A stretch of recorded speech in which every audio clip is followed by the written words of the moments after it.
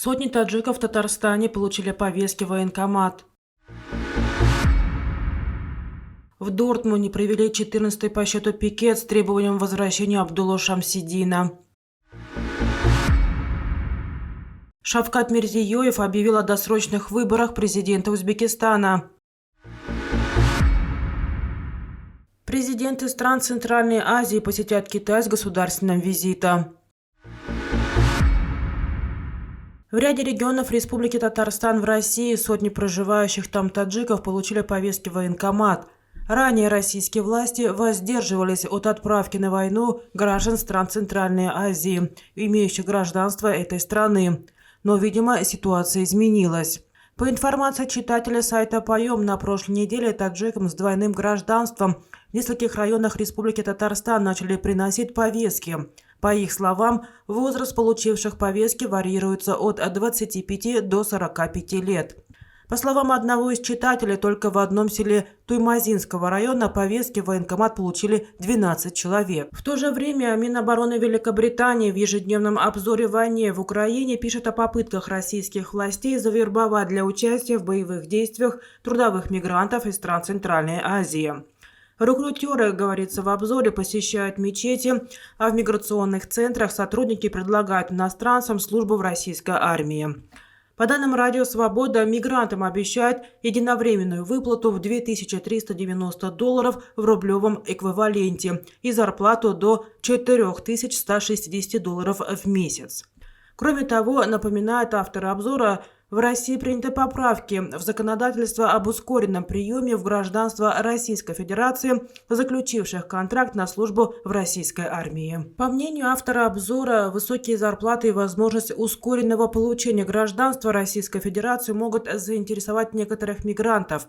Поступивших на военную службу иностранцев, считают в Минобороны Великобритании, скорее всего отправить на передовую, где уровень потерь российских войск чрезвычайно высок. 6 мая депутат Госдумы Михаил Матвеев написал в Телеграм, что каждый год целая армия среднеазиатов, прежде всего таджики, получает российское гражданство, но столь же массово на фронт они не идут, а умирают за родину мужчины коренных народов России, прежде всего русские.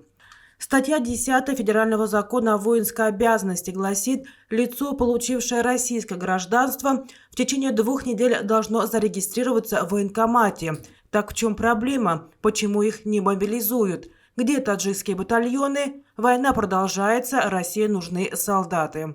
Армия среднеазиатов вступает в полки таксистов, дивизии дворников и строителей, но не стрелков и минометчиков на СВО.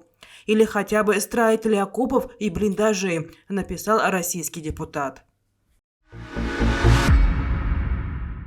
Группа немецких активистов и бывших соратников Абдуллы Шамсидина, решивших продолжить свою борьбу до его возвращения в Германию, провела 14-ю демонстрацию с требованием его освобождения перед миграционной службой в Дортмунде.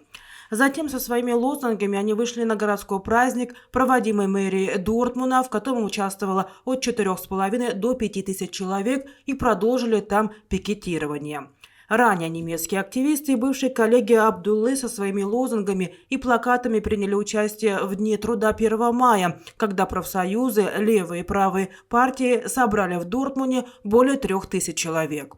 Абдулла Шамсидин был задержан в Германии и 18 января депортирован полицией Германии на родину.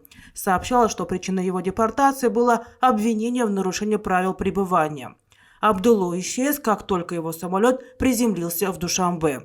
Министр внутренних дел Рамазан Рахимзода и генеральный прокурор Юсуф Рахмон заявили на ежегодной пресс-конференции, что им ничего не известно о местонахождении Абдуллы Шамсидина. Позже он был осужден на 8 лет тюрьмы. Президент Узбекистана Шавкат Мирзиёев объявил о проведении досрочных выборов главы государства. О подписании указа об этом он заявил 8 мая на встрече с главами палат Улей Маджлиса, партии, органов судебной и исполнительной власти, посвященной итогам референдума. Почему я по собственной инициативе отказываюсь от оставшихся 3,5 лет президентского срока? Вы видите, согласно нашему основному закону, в первую очередь реформируются все ветви власти, серьезно меняются отношения и баланс между ними. Во-вторых, наша обновленная Конституция ставит перед президентом, парламентом, правительством, министрами и хакимами новые политические, социальные и экономические задачи, решение которых нельзя откладывать. В-третьих, наш народ ждет от нас важных и неотложных перемен и реформ во всех сферах. В-четвертых, в сложившейся ситуации, когда в мире и в нашем регионе происходят острые и сложные процессы, наиболее актуальным вопросом становится поиск правильного и эффективного пути развития его реализации, пояснил Шавкат Мирзиёев, подчеркнув, что в Конституции единственным источником государственной власти назван народ.